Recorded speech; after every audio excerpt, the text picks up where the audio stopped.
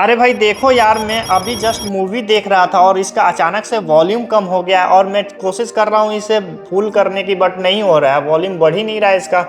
इसका वॉल्यूम बढ़ जाएगा। आपको कैसे? कहीं जाना जरूरी नहीं है। आपको एक सीक्रेट ऐप है, आपको डाउनलोडिंग करना पड़ेगा प्ले स्टोर से। उसके बाद आपका वॉल्यूम इंक्रीज आ सकता है। तो आपको यहाँ पे सर्च करना है इंक्रीज हाई वॉल्यूम। यहाँ पे सेकंड वाला जो एप्लीकेशन दिख रहा है, इसको आप डाउनलोडिंग करेंगे और आपका स्पीकर का साउंड बढ़ जाएगा, बेहतर हो जाएगा। आप एक बार ट्राई ज़रूर करें।